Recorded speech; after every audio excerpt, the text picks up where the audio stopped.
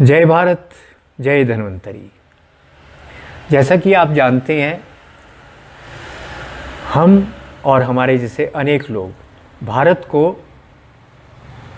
विषैली औषधियों के चुंगल से बाहर निकालने के लिए काम कर रहे हैं। लोगों को बीमारियों से छुटकारा दिलाने के लिए काम कर रहे हैं। आप जानते होंगे, जितनी दवाइयों का प्रयोग बढ़ता जा रहा है, जितने औषधालय खुलते जा रहे हैं, जितने डॉक्टर बढ़ते जा रहे हैं, भारत के रोगियों की संख्या उसी गति से बढ़ती चली जा रही है। मृत्यु दर उसी तरह से बढ़ती जा रही है जितने डॉक्टर और चिकित्सक ये सब बढ़ रहे हैं। तो इसके लिए समाधान क्या है? इसके लिए समाधान है भारत की पारंपरिक चिकित्सा, जो हज़ारों साल पुराना आयुर्वेद है, प्राकृतिक चिकित्सा है, योग है, प्राणायाम है। इस प्रकार की जो हमारी पारंपरिक चिकित्सा पद्धतियाँ हैं, वो इसके लिए हमारे लिए वरदान हैं। तो उसको वापस लाने की ज़रूरत है। तो आज हम बात कर रहे हैं इसी विषय को लेकर, कैल्शियम के बारे में। हमको कैल्शियम कहाँ से प्राप्त करना है? तो आपके पढ़े लिखे लोगों के मन में, अनेक लोगों के मन में ये होगा, अरे कैल्शियम की गोली खा लेंगे लेकर। पर कैल्शियम की गोली खाने के कारण, याद रखिए, हड्डियाँ मजबूत नहीं होती हैं, बल्कि उसके कारण 300% तक स्तन कैंसर का खतरा बढ़ता हुआ पाया गया है। आप आश्चर्यचकित होंगे कि कैल्शियम की गोली से? जी हाँ, इसके ऊपर हम अनेक प्रमाण आपको देंगे कि कैल्शियम की गोली खाना आपके लिए किस प्रकार अनेक रोगों को जन्म देने वाला है। मगर आज हम बात करेंगे केवल विकल्प की, कि यदि गोली नहीं खानी है तो फिर हम क्या करें। उस गोली का हार्ट फेलियर है, आपका थायराइड खराब हो रहा है, कैटरेक्ट बन रहा है, बोन कैंसर तक के मामले सामने आए हैं। बहुत गंभीर मामला है जो बताया नहीं जा रहा है। तो उसका विकल्प क्या है? वो प्राकृतिक चूना है। चूने का हमको जो है कैल्शियम बनाना है। कैसे बनाना है, इस बात को समझ लीजिए। हमको सबसे पहले क्या करना है, तो देखिए, हमको प्राकृतिक कैल्शियम कैसे बनाना है। ये वो कैल्शियम है जो आसानी से आपके शरीर में पच जाएगा। इसकी एसिमिलेशन आप कह सकते हैं सरलता से होगी। हमको क्या करना है, एक मिट्टी का बर्तन लेना है। पुराना होगा तो इसका लाभ ही होगा, इसमें से पानी बाहर नहीं निकलेगा। नए बर्तन में से पानी बाहर निकल जाता है। तो पुराने बर्तन में आपको लगभग 1 लीटर पानी पीने का डाल देना है। पानी डालने के बाद इसमें 5-6 ग्राम ये जो कलई वाला चूना है, दीवारों पे करने वाला, इस चूने की एक डली हमने 5-6 ग्राम की डाल दी। बस अब ये थोड़ी सा गर्म होकर और इसमें पूरा घुल जाएगा। अब इसको आपको कितने दिन रखना है? लगभग 1 से 3 दिन तक आप इसको रखेंगे। 1 दिन बाद या 2 दिन बाद या 3 दिन के बाद आप इसको छान लीजिए। छानने का मतलब है निथारना है, ऊपर से बिना हिलाए ऊपर का पानी निकालना है। पहले दिन, दूसरे दिन तो इसको आप हिला देंगे अच्छी तरह से, पर तीसरे दिन या जिस दिन आप निकालेंगे उस दिन इसको हिलाना नहीं है। ऊपर ऊपर का पानी बिना हिलाए धीरे से निकाल लेना है। निथारना बोलते हैं उसको। उसमें चूना ना आए या बहुत कम आए। इस पानी को कांच की बोतल में रखिए। अब इस चूने को यदि आपको बहुत शक्तिशाली बनाना है तो क्या करना है, 1 बोतल पानी में 750 ml की, 700 ml की बोतल में आपको आधा ग्राम शुद्ध केसर डालना है, यदि अच्छा मिल जाए तो। ये केसर जब आप पानी में डालेंगे, उसके बाद इसका रंग थोड़ा सा हल्दी जैसा हो जाएगा। 1 दिन इसको धूप में रखिए। धूप में रखने के कारण सूर्य के प्रकाश से इसमें अनेक प्रकार के खनिज पदार्थ और पोषक तत्व पैदा हो जाएंगे। इस पानी को आप लाकर प्रयोग करिए। केसर डालने का काम गर्मियों में मत करिए, सर्दियों में केसर डालिए। गर्मियों में केसर के बिना बनाइए। अब इसका प्रयोग कैसे करना है वो आपको आगे बताते हैं, पर पहले इसके महत्व के ऊपर मैं आपको एक घटना बताना चाहता हूँ। ये शायद सन 14 की बात होगी। वृंदावन में हम लोग रहते थे। वहाँ पे किसी महात्मा जी ने हमारे पास एक IAS अधिकारी को भेजा। मुझे अब भी याद आ रहा है, उनका नाम विपिन जी। रेलवे में थे वो आए, उनकी एक बच्ची थी, अपनी पत्नी को लेकर आए। पत्नी भी उनकी जो है ट्रेजरी ऑफिसर है। आए, उन्होंने बताया हमारी बच्ची 7वें माह में जन्म हुआ था, इसको हर रोज़ कोई रोग लगे रहते हैं। शायद 3 वर्ष के लगभग वो बच्ची थी। हज़ारों रुपया, कहते लाखों रुपया हमने खर्च किया है, इस बच्ची का इलाज किसी डॉक्टर से नहीं होता है। तो हमने छोटी मोटी कोई दवाई तो दी रोग के अनुसार, पर सबसे मुख्य चीज़ यही चूने वाला पानी दिया उसके लिए। और उनको बताया ये पानी उसको आधा आधा चम्मच दिन में दे दिया करें। छोटी बच्ची थी, शायद 10-12 बूंदें उनको देते थे, 10-12-15 बूंदें दिन में 3 बार। लगभग 6 मास के बाद वो आए, मिठाई का डब्बा, धोती, नारियल सब कुछ मेरे लिए लेकर आए। कहते हमारी बेटी के सारे रोग चले गए, एक भी रोग नहीं है, चेहरा लाल हो गया है और कद भी बढ़ना 6 महीने में शुरू हो गया है। तो इतना कमाल का कैल्शियम है ये आपका चूना। अब बताइए, जो गोली आप खाते हैं, दुनिया का एक रोगी लाइए हमारे सामने जो ये कहे कि ये गोली खाने के कारण मेरे रोग कैल्शियम की कमी वाले सब ठीक हो गए। नहीं होगा, इस चूने से होगा, क्योंकि ये चूना शरीर में जाकर सरलता से पच जाता है। तो अब आप लोगों को हम बताएंगे कि कौन कौन से रोग ठीक होते हैं। ज़रा ध्यान से सब लोग सुनिए। ये जो पीलिया का रोग होता है, ये पीलिया के रोग के ऊपर चूने का पानी ज़बरदस्त काम करता है। हमारे पंजाब में अभी तक कहीं कहीं पे होता है कि जब किसी का लीवर ख़राब होता है, पीलिया हो जाता है, आंखें पीली हो गई, तो सामने नज़र आ जाता है ये पीलिया है, डॉक्टर से पूछने की ज़रूरत नहीं पड़ती है। तो उसके पास जाते हैं, वैद्य के पास, क्या कहते हैं, वैद्य जी चूने वाला पानी दे दो, पंजाबी में बोलते हैं वो, और चूने का पानी ले आते हैं। अपने रोगी को 2-3 चम्मच दिन में 2-3 बार दे देते हैं। 5-7 दिन में रोगी का पीलिया ठीक हो जाता है। इसका क्या अर्थ है कि आपके शरीर में जो चूने की, कैल्शियम की कमी है, उसके कारण आपके बच्चों का, आपका लीवर ठीक से काम नहीं कर रहा है, और इस चूने के कारण जब आपकी वो कमी दूर होती है तो आपका लीवर ठीक से काम करने लगता है। यहाँ पे एक बात बता देना मैं ज़रूरी समझता हूँ, हमारे बच्चों के और आपके शरीर में कैल्शियम क्यों नहीं है, उसका सबसे बड़ा कारण जो हमको आज तक समझ आया है वो आपकी चीनी है, रिफाइंड शुगर। इसके ऊपर भी हम एक वीडियो आपको बनाकर देंगे, बताएंगे किस प्रकार से चीनी के कारण शरीर का पूरा कैल्शियम नष्ट हो जाता है और हृदय रोग भरपूर होते हैं इस रिफाइंड शुगर के कारण। कोलेस्ट्रॉल के कारण नहीं हार्ट खराब होता, आपका हार्ट खराब जिन कारणों में से होता है उनमें से एक कारण है आपकी चीनी। तो चीनी अगर आपके जीवन से हट जाए तो आपके शरीर में फिर कैल्शियम की कमी होगी ही नहीं। तो अगर कमी हो गई है तो गोली से नहीं, इस चूने के पानी से ठीक होगी। और दूसरा आपका पीलिया के बाद दूसरा है आपके फर्टिलिटी सेंटर बहुत खुल गए हैं जगह जगह पे। खूब पैसा लेकर वो कहते हैं माता पिता की संतान होती नहीं है लड़के लड़कियों के। क्यों नहीं होती? उनके स्पर्म नहीं है, उनके अंडा नहीं बनता है, या ऐसी कोई और समस्या है, फैलोपियन ट्यूब खराब है। वो ये नहीं बताते हैं कि आपकी ये बांझपन पैदा कैसे हुआ है। वो तो आपको ये कहते हैं आओ इतना लाख रुपया दो, हम आपको बच्चा दे देंगे। तो ये फर्टिलिटी सेंटर खोलने वालों से हमको ये पूछना चाहिए, अरे ये तो बता दो ये बांझ बने क्यों हमारे लोग।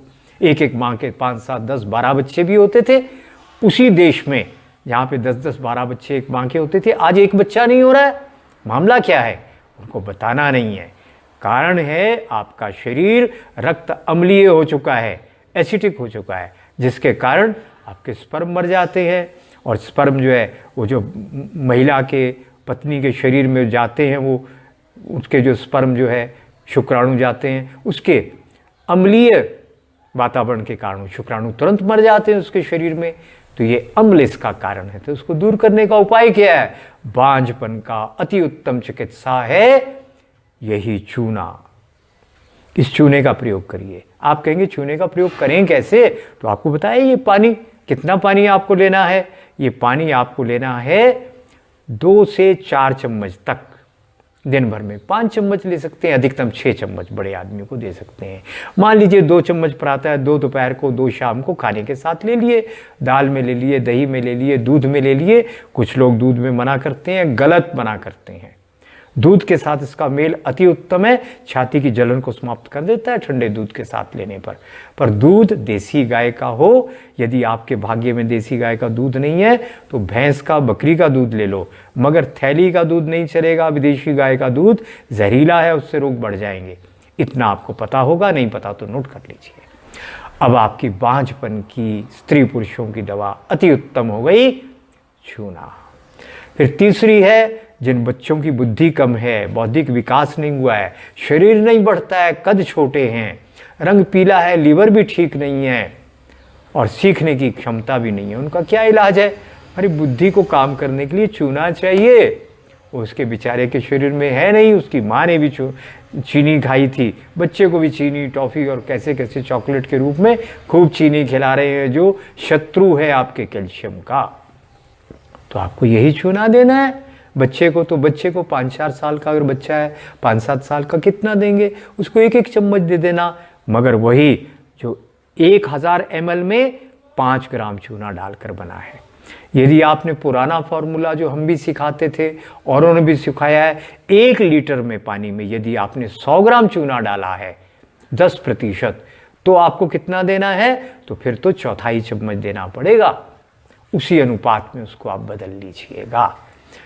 तो आपके बच्चे 2-3 महीने में आप देखेंगे कद बढ़ रहा है, लीवर ठीक हो रहा है, भूख बढ़ रही है और उसकी बौद्धिक क्षमता बहुत बढ़ रही है। तो ये प्रयोग करके देखिए। और जो खिलाड़ी है उनका भी शरीर में चूने की पूर्ति करेगा, कद बढ़ेगा, मजबूत हड्डियाँ बनेंगी इसके कारण। फिर आपका आ जाता है एनीमिया। हमारे बच्चों में, लड़कियों में रक्ताल्पता की बड़ी भयंकर बीमारी है, जिसके कारण अनेक है, उनमें से चीनी भी एक है। तो आपको क्या करना है? यही चूने का प्रयोग, रक्त बनने लगेगा आपके बच्चों का। और एक बहुत आपको शायद विश्वास भी ना आए, ऐसी कुछ बातें हम आपको बताएंगे। स्पॉन्डिलाइटिस है, स्पॉन्डिलाइटिस है, और आपकी जो है भंगुर हड्डियां हैं, रीढ़ की हड्डी में डीजेनरेशन हो रही है, समाप्त हो रही है, तो डॉक्टर तो कुछ नहीं कर सकते। कैल्शियम देंगे जिसका असर निश्चित रूप से अच्छा नहीं होना है, बुरा ही होना है, वो करेंगे। या सूजन है आपकी कमर में, तो आपको तो कोई लाभ नहीं उसका होने वाला है दवाइयों से। अरे आप चूना खाइए, रोगी को खिलाइए यही चूना, आपके रीढ़ के सारे रोग ठीक होने लग जाएंगे, तेजी से ठीक होंगे आपके रोग। इतना ही नहीं, जिन बूढ़ों के घुटनों में दर्द रहती है, कमर में दर्द रहती है, उनको भी यही चूना देना। हमने सैकड़ों लोगों को देखा है, बूढ़ों को, जिनके कमर की और घुटनों की दर्द चली गई। क्यों? ये चूना शरीर में गया और इसने तुरंत आपकी हड्डियाँ बनानी शुरू कर दी। गले सड़े दांत हैं, ठंडा गर्म लगता है, टेढ़े बेढ़े दांत उगते हैं, तो भी इसी पानी का प्रयोग करना है अपने को। और इसके अतिरिक्त जो गर्भवती महिलाएं हैं, उनके बच्चे बुद्धिमान हों, स्वस्थ हों, और उनका लीवर भी अच्छा हो, पेट भी कईयों को पीलिया होता है वो ना हो, और माँ का भी स्वास्थ्य बढ़िया रहे, उसका दूध भी अच्छे से बने बच्चे के जन्म के बाद। तो उसके लिए आपको क्या करना है? आपको यही चूना देना है जी, उस माँ को भी जिसके पेट में बच्चा बन रहा है। और उसके बाद फिर आपका आता है मासिक धर्म के रोग। कई महिलाओं को बहुत पीड़ा होती है मासिक धर्म में, तो आपको क्या करना है? मासिक धर्म में भी इसी का प्रयोग करना। मासिक धर्म की पीड़ाएं, कम रक्त आना, अधिक रक्त आना, और मेनोपॉजल प्रॉब्लम, जब आपका रजोनिवृत्ति का समय आता है 40, 45, 50 साल में, उस समय महिलाओं को दर्जनों रोग लग जाते हैं हार्मोनल परिवर्तन के कारण। तो क्या आपको करना है? उसके लिए आपको दवाई दी जाती है HRT, हार्मोन रिप्लेसमेंट थेरेपी। जानते हो उसके क्या होता है? करोड़ों महिलाओं को उसके कारण कैंसर हो चुका है, और डॉक्टर बोलते हैं हमारे पास HRT के अतिरिक्त कोई इलाज है ही नहीं। तो अपने पास तो है, आपके पास नहीं होगा तो क्या हुआ? इसी पानी का प्रयोग करिए, चूने का। आप कहेंगे केवल पानी का ही प्रयोग करना है? नहीं, जो चूना नीचे बच जाएगा उसको भी सुखा कर रख लीजिए, गेहूं के दाने के बराबर। राजीव दीक्षित जी के कारण अब तो भारत के करोड़ों लोग जानते हैं। उस चूने का प्रयोग करना है, केवल कितना? अल्प मात्रा में, 1 गेहूं के दाने के बराबर। इससे ज़्यादा चूने का प्रयोग 24 घंटे में नहीं करना, इतना करिए। तो आप देखेंगे महिलाओं की सारी रजोनिवृत्ति की समस्याएं भी दूर हो जाएंगी।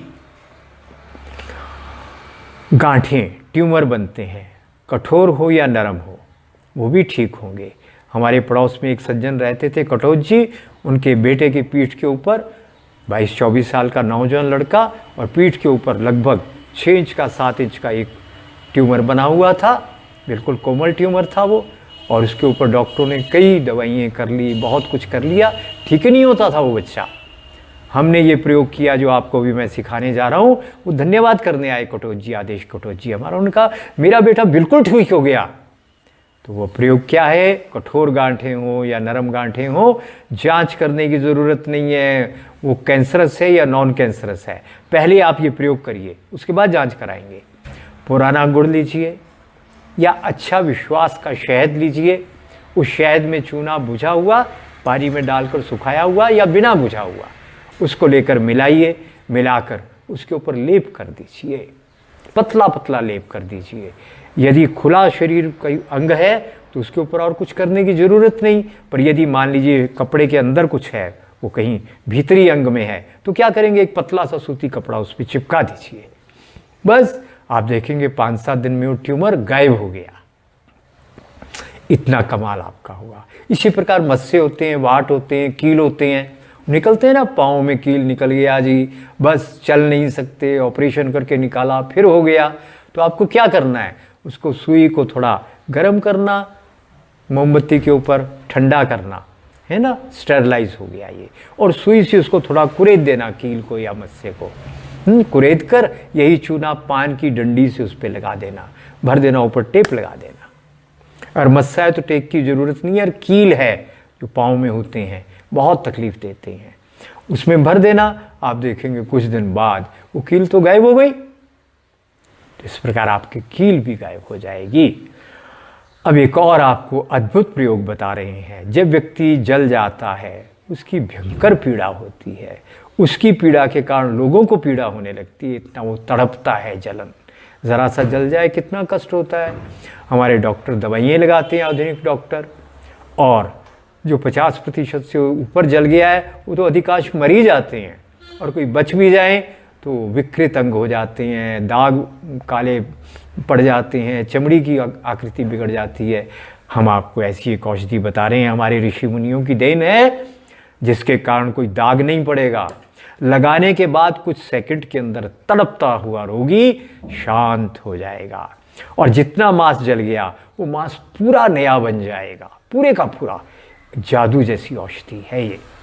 इसमें क्या करना है, आपको राल ले लेनी है, राल को लेकर आपको अच्छी तरह से बारीक पाउडर बना देना है। आप अगर पूछेंगे राल क्या है, पंसारी के पास, जड़ी बूटी विक्रेता के पास जाना, 100 ग्राम ले आना राल, बढ़िया वाली राल लाना, एक पेड़ का गोंद होता है, उसको लाकर पीस कर रख लेना। दूसरा आपको क्या लाना है, दूसरा आपको शुद्ध नारियल का तेल चाहिए, केमिकल के बिना। ये जितने भी कंपनियों वाले तेल बेच रहे हैं, इसको सूंघने के बाद आपको लगेगा कि अच्छा नहीं लग रहा है, तीखापन है, सारे केमिकल से भरे हुए हैं। आप कहेंगे नारियल में से तेल स्वयं निकाल ले, तो आपका नारियल ही केमिकल वाला है। अब तो हज़ारों साल में केमिकल नहीं था नारियल में, अब प्रबंध कर दिया गया है कि आपके नारियल में जहर डालना ही पड़े। एक ऐसा कीड़ा पैदा कर दिया जो आसानी से मरता ही नहीं है और पूरी नारियल की फसल बर्बाद कर देता है। सब लोग सोए पड़े हैं, सरकार सोई पड़ी है, आपकी हर अच्छी चीज़ को नष्ट करने का कार्यक्रम चल रहा है देश के शत्रुओं के द्वारा, और सब लोग सोए पड़े हैं। सब जागिए और जगाइए, तभी जाकर अब बचेंगे। सरकार भी कोई आकाश से नहीं उतरी हुई है, उस सरकार को भी तभी पता लगेगा जब आप करोड़ों लोग इस बात को जान जाएंगे। जो सरकार भी उन्हीं के चुंगल में फंसी हुई है जो इस देश को बर्बाद करना चाहते हैं। तो आपको क्या करना है, आपको दूसरी चीज़ लानी है, रतन ज्योत। वो थोड़ी सी डालते हैं ना तेल में, ब्राउन से रंग के पत्ते से होते हैं, तुरंत लाल रंग छोड़ता है, वो एक प्राकृतिक पौधे से बनता है। वो जेट्रोफा वाला रतन ज्योत नहीं, जो पेड़ होता है ऊंचा, वो रतन ज्योत अलग है। एक पहाड़ों पर होता है छोटा सा पौधा, उसकी जड़ें भूरे रंग की कागज़ के छिलके जैसे निकलते हैं उसमें से, और उसको जैसे ही तेल में गर्म में डालो एकदम तीखा लाल रंग निकलता है।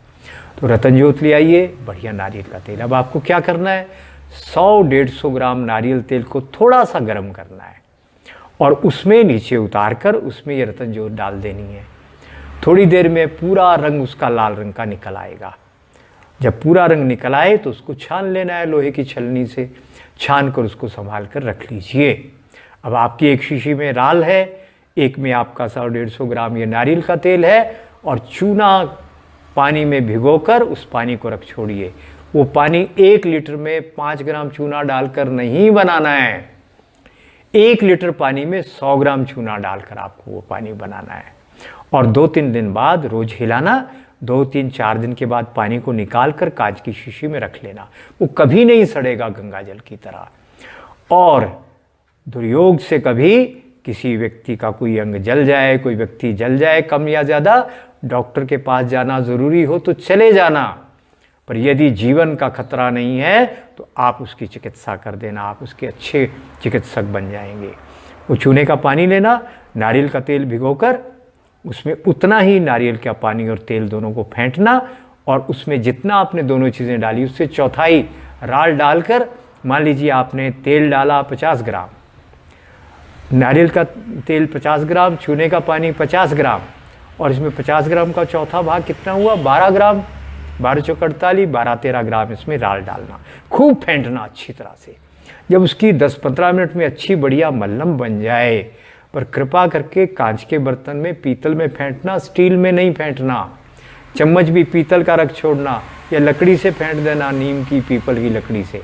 खूब एक जान जब हो जाए उसको लगाना। अगर मुर्गी के पंख से लगाएंगे, किसी कोमल चीज़ से लगाएंगे तो रोगी को कष्ट नहीं होगा। तो मुर्गी के पंख का उपयोग यहाँ बहुत अच्छा है। वो पंख से उसके ऊपर लगाइए, लगते ही कुछ सेकंड में रोगी तड़पना बंद कर देगा। और ये दवाई उतर जाए कहीं से तो और लगाना, नहीं तो और लगाने की ज़रूरत नहीं पड़ती। ये जब दवाई उतरेगी ना, पूरा ठीक करके उतरेगी 2, 4, 5, 10 दिन में, आप देखेंगे पूरी चमड़ी जो जल गई थी नई बन चुकी है, पूरा दाग समाप्त हो गए हैं, कोई दाग नहीं। कोई बच्ची है, छोटी बच्ची जल जाए, विवाह शादी में मुश्किल आती है, कोई लड़का जल गया, चेहरा जला तो, और तेजाब से जो बच्चे जलते हैं उनके ऊपर भी यही लगाकर देखना। तेजाब क्या है? एसिड है। और ये क्या है? ये सब एल्कलाइन है, ये अल्कली है, वो अम्ल है, ये क्षार है। वो बच्चे भी ठीक होंगे, उनके चेहरे भी विकृत नहीं रहेंगे। जिनके चेहरे विकृत हो चुके हैं उनके भी ये लगाकर देखिए, शायद कुछ असर हो जाए। तो ये एक अद्भुत प्रयोग आप करके देखिए। आगे बढ़ते हैं हम। बच्चों के पाचन कई बार अच्छे नहीं रहते, पेट से दुर्गंध आती है, भूख नहीं लगती है, Kurkure, chips, chocolate, pizza, burger ये खा खा कर जो केमिकल उनके शरीर में गए हैं, तो भूख तो मर चुकी है, लीवर ख़त्म हो चुका है। तो उनके लिए क्या दवाई करनी है? अब तो बड़ों के भी चाय, कॉफ़ी, ब्रेड, बिस्कुट खा खा कर पाचन खराब हो चुका है। तो आपको क्या करना है? 25 ग्राम ये बुझा हुआ चूना लेना है ना। नीचे जो बच गया ना चूना, उसको सुखाकर पानी से निकाल कर सुखा लेना।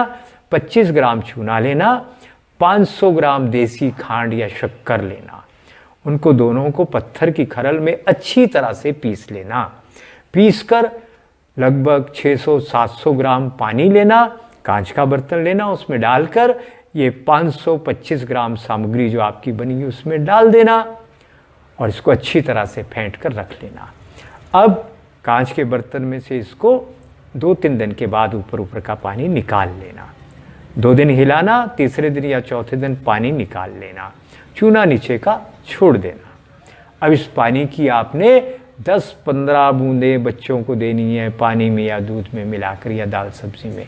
आप देखेंगे बच्चों की भूख बढ़ गई, वो खाना अच्छे से खाने लगे और चेहरे पे रंगत आने लगी। और ये तो बता ही दिया, इसके कारण बुद्धि तो तेज होगी, कद तो बढ़ेंगे, खून भी बनेगा। हम आपको बता रहे थे कि नाक में जो मांस बढ़ जाता है, पॉलिप्स हो जाता है, बवासीर होती है, औरतों के बच्चे गिर जाते हैं बार बार, गाय भैंस के भी अगर बच्चे गिरते हैं तो कारण क्या होता है मेरे मित्रों? वो कैल्शियम की कमी से होता है। हमारी मांसपेशियों की लचक, इलास्टिसिटी ख़त्म हो जाती है चूने की कमी के कारण, यानी चीनी के कारण। सीधा संबंध चीनी से, चूने की कमी का। तो आपको क्या करना है? इसी चूने का प्रयोग करिए। आप देखेंगे वो जो बवासीर, हेमोराइड्स होते हैं, वो मांस लटक गया तो हेमोराइड बन गए, नाक में वो बन गया, तो आप देखेंगे आपका बवासीर का रोगी और पॉलिप्स के रोगी ठीक होने लगेंगे। एक इसका ये बड़ा बढ़िया प्रयोग और भी है। जो खट्टी डकारें आती हैं, आजकल हमारे रोगी बहुत बढ़ गए हैं। क्यों बढ़ गए हैं? ज़रा ध्यान देना, इसके ऊपर अलग से और विस्तार से बताएंगे।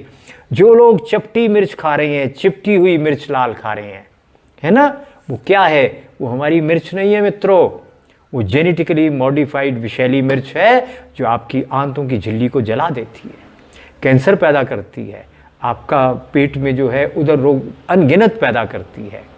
लीकी गट, जो हमारे शरीर की आंतों की झिल्ली डैमेज होती है ना, टूटती है, उसके कारण वो जो विष रोकने का काम करती है झिल्ली, वो पूरे का पूरा विष आंत की झिल्ली टूटने के कारण हमारे रक्त में जाकर हमारे लिए दर्जनों रोग पैदा करता है।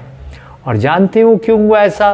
वो जो मिर्च आपने खाई, वो मिर्च साधारण मिर्च नहीं है, वो GM या BT मिर्च है। फिर से आपको बता दें, जो मिर्ची चिपक जाती है सूखने के बाद, जैसे प्रेस कर दिया है, वो पूरी GM है। तो अपनी मिर्च कैसी होती है? सूखने के बाद उंगली की तरह फूली रहती है वो मिर्च। कहीं वो मिर्च मिल जाए तो गमले में, अगर ज़मीन नहीं है तो गमले में फूल बाद में लगाना, पहले ये मिर्च लगाना। अब मिर्च तो खाने की अच्छी मिलेगी, आप कहेंगे हम तो हरी मिर्च खाते हैं। मुझे बहुत लोगों ने कहा जी हम तो हरी खाते हैं, लाल खाते नहीं। अरे मेरे मित्रों, जो लाल मिर्च है पता तो लग जाता है कि GM है क्योंकि चिपक गई। हरी मिर्च में तो पता ही नहीं लगता ये कौन सी मिर्च है। वो आप जहर तो नहीं खा रहे कहीं। ऊर्जा विज्ञान से आपको जांच करनी आती हो तो हाथ में पकड़ के जांच कर लेना, और नहीं आती तो हमारे कार्यालय में मैसेज देकर, संदेश देकर हमारा कोर्स करना, हम आपको सिखा देंगे जांच करना कौन सी GM क्रॉप है, कौन सी नॉन GM है। तो ये मिर्च का मामला बहुत खतरनाक है। पर यदि वो मिर्च प्रयोग करने का छाती के कारण छाती में जलन है, खट्टा पानी, उल्टी होती है, दांत खट्टे हो जाते हैं, बेचैनी है, गैस बनती है, ऐसे दर्जनों रोग हैं, खाना पचता नहीं है, खट्टी डकारें, ये वो क्या क्या होता रहता है, ये सब कुछ है। तो आपको क्या करना है? यदि किस्मत से आपके पास देसी गाय का दूध है, और यदि आप इतने भाग्यवान नहीं हैं तो भैंस का दूध है या बकरी का दूध है, तो उस दूध में आपने क्या करना है? वो जो चूने का पानी जितनी मात्रा बताई है वो डालकर ठंडे दूध में पी लेना। आप देखेंगे आपकी छाती की जलन वलन सब कुछ ठीक। और उसके बाद ये पैक्ड फूड, कोल्ड ड्रिंक, ये सारे जहर लेना बंद कर देना, और वो मिर्च भी बंद करना। तब तक काली मिर्च खाना जब तक असली मिर्च ना मिले। एक और प्रयोग आपको बताएं, चर्म रोग आजकल बहुत हो रहे हैं। तो चर्म रोगों का कारण भी वही है जिसको हमने कहा है कलयुग के रोग, है ना। आपके शरीर में विष बढ़ते जाते हैं, ये कलयुग के रोग हैं। और कलयुग की दवाई क्या है? दवाई भी एक ही है। क्या है? आपके जो शरीर में विषों के कारण अम्लीयता बढ़ी है, उसको कोई उपाय करके क्षारीय कर दो। अब चूने से बढ़िया क्षार आपको क्या मिलेगा? तो आपको क्या करना है? वो जो चूने का पानी आपने तेज वाला बनाया ना, वो ले लेना। और उसके साथ आपको नारियल, महुआ या सरसों के तेल को मिला लेना। यानी कौन सा तेज वाला? 1 लीटर पानी में 100 ग्राम चूना डालकर जो हमने 3 या 4 दिन में पानी बनाया, वो पानी लेकर आपको क्या करना है? अगर आपने 100 ग्राम चूना जल लिया है तो 100 ग्राम तेल डालकर अच्छे से फेंट देना। महुआ, नारियल, सरसों, जो अच्छा तेल मिल जाए, अच्छे से फेंट कर उसको कांच के जार में रख लेना, बोतल में। और आपके शरीर पे जो चर्म रोग है, नए पुराने, सूखे या पानी वाले, पस वाले, उन सब के ऊपर इसको लगाना। प्रभु कृपा से लगभग सभी रोग ठीक होने लगेंगे।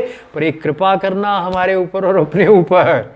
वो क्या कृपा करना? ये दवाई असफल ना हो जाए, इसके लिए खट्टा नहीं, तीखा नहीं, पैक्ड फूड नहीं, मैदा नहीं, बेकरी आइटम नहीं, वो कुछ नहीं खाना है। और विदेशी गाय के घी दूध का प्रयोग नहीं करना है, बहुत विषैला है। और मिर्च वगैरह सब कुछ बंद। काली मिर्च खा सकते हैं।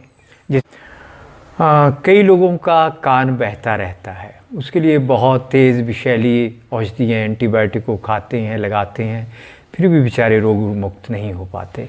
तो उसके लिए एक सरल सा प्रयोग कर लीजिए। यदि देसी गाय का मूत्र मिल जाए या बछिया का मूत्र हो तो और भी अच्छा, और ना मिले तो अर्क तो मिल ही जाएगा। तो 100 ml आप मिलीलीटर गौमूत्र या अर्क ले लीजिए, और उसमें जो तेज़ वाला चूने का पानी है, यानी 1 लीटर में 100 ग्राम चूना डालकर, पानी 1 लीटर, चूना 100 ग्राम, वो लेकर आप जो इसमें से चूना 20 ml पानी लीजिए उसका। ये पानी को और इसको आप दोनों चीज़ों को, गौमूत्र को फेंट कर अच्छी तरह रख लीजिए। अब इसमें रुई भिगोकर कान में डालिए। यदि शहद आपके पास हो तो थोड़ा शहद भी मिला देना और जल्दी ठीक हो जाएगा। वो कान में रखिए। यदि फिटकरी मिल जाए तो चुटकी भर फिटकरी डालिए। 2-4 दिन में ही इस बत्ती को कान में डालने से पूरा कान बहना बंद हो जाएगा। अब हमने क्या क्या डाला? 100 ग्राम गौमूत्र डाला, और 20 ग्राम उसमें चूने का पानी डाला और उसमें आप लगभग 5 ग्राम फिटकरी डाल दीजिए और 5 ही ग्राम उसमें क्या डालेंगे हम, और शहद, 5 से 10 ग्राम शहद डाल दीजिए। इन सबको फेंट कर रख लीजिए। ये कान की उत्तम दवाई आपकी बन गई, जल्दी से ख़राब भी नहीं होती है ये। और या फिर ड्रॉपर के साथ 4-5 बूंदें इसकी डालिए रोज़ और रुई लगा दीजिए और रोज़ गोमूत्र से कान को धोकर रोज़ ये डालिए। आप देखेंगे कान का बहना अच्छे से ठीक हो जाएगा। खान पान में कोई भी खट्टा और पित्त बढ़ाने वाली मिर्च वाली चीज़ नहीं लेनी। कई लोगों को भूख ही नहीं लगती और अजीर्ण जो खाया वो ठीक से पचता नहीं। एक दूध वाला प्रयोग तो आपको बता ही दिया, चूने और दूध वाला। एक और प्रयोग आपको बताते हैं। आप यही बुझा हुआ चूने का पानी जो है ये ले लो, या गेहूं जितना चूने का वो पाउडर जिसको बुझाकर बनाया गया है, या वो लो लो। तो आप ऐसा करते हैं, सूखा चूना ही ले लेते हैं। सूखा चूना आप ले लीजिए, शहद 1 चम्मच उसमें डाल दें और अदरक का रस आधा चम्मच डाल दें। इनको मिलाकर आप चाट जाइए खाने से पहले। इतना आप करेंगे तो आप देखेंगे खूब भूख लगती है। और यदि आपने ये तरल लिया है, लिक्विड लिया है वो पानी, तो उस पानी के अंदर आप जो है शहद अपनी पसंद के अनुसार अदरक का रस मिलाकर फेंट कर रख दीजिए। उसका 1 चम्मच भोजन से पहले ले लिया, खूब भूख लगेगी। और यदि पीस कर इसमें जीरा मिला दिया तो गुण और अधिक बढ़ जाएंगे। हाँ, इतना कर लीजिए। अब हम आपको बताना चाहते हैं, दवाइयाँ बहुत हो गई, सावधानी। हमें बहुत लोगों ने कह दिया है ये कि आप लोग जो है गलत कह रहे हैं कि कास्टिक सोडे से बना हुआ साबुन अच्छा होता है। वो तो जला देता है कास्टिक सोडा, तो उसका साबुन बनाते क्यों है? तो मैं उन अपने विद्वान मित्रों को कहना चाहता हूँ, भाई चूना भी जला देता है। यदि आप चूना पानी में डालेंगे और उसमें हाथ भी साथ ही डाल देंगे तो हड्डियाँ भी गल जाएंगी, इतना वो तीखा होता है। मगर वो चूना, आपने अभी तक सुना होगा, अमृत का काम करता है आपके शरीर के ऊपर। जलाने को तो आग भी जला देती है। तो क्या आप ये कहेंगे कि आग जलाना बंद कर दो क्योंकि उससे आग लगकर सब कुछ जल जाता है? नहीं मित्रों, ऐसा नहीं होता। जो चीज़ सावधानी से प्रयोग करने की, उसका सावधानी से प्रयोग करो। हमारी अनेकों विषैली औषधियाँ हैं, कीड़े मकोड़े हैं विषैले, सांप का विषय, सबकी दवाइयाँ हम बनाते हैं आयुर्वेद वाले। और दवाई बनाकर वो अमृत का काम करती है। सावधानी से प्रयोग करिए। इसी तरह साबुन में भी वो जो एल्कलाइन है कास्टिक सोडा, वो अगर ठीक से उसका प्रयोग किया जाए, वो 1-2 महीने में पूरा उसकी जो है वो तीखापन समाप्त हो जाता है, दुष्प्रभाव। तो प्रयोग कर सकते हैं। ऐसे चूने का सावधानी से प्रयोग करें तो हानिकारक नहीं है। अब सावधानी सुनिए। भीगा हुआ चूना सुखाने के बाद 1 गेहूं के दाने से अधिक 24 घंटे में कभी प्रयोग नहीं करना है। जो आपने 1 लीटर पानी में 5 ग्राम चूना डालकर चूने का पानी बनाया है, वो आपने कभी भी 4 या 5 चम्मच से अधिक 24 घंटे में नहीं लेना है बड़े लोगों के लिए। ये भी ध्यान रखिए। और यदि आपने 1 लीटर में 100 ग्राम चूना डालकर बनाया है, तब तो उसको 1/4 चम्मच, आधा चम्मच, बस, इससे अधिक नहीं लेना, वो भी पानी में मिलाकर लेना। हाँ, यदि आपने चूना अधिक ले लिया तो ये क्या करेगा? ये संकोचक है, एस्ट्रीजेंट है, जला भी देता है। और अंदर जैसे मिट्टी सूखने पर फटती है ना, जब धूप नहीं पड़ती, ऐसी आंतों में दरारें पड़ जाएंगी, खून आने लगेगा, वमन में भी आएगा, मल में भी खून आएगा, व्यक्ति मर सकता है। इसलिए लापरवाही से इसका प्रयोग बिल्कुल नहीं होना चाहिए।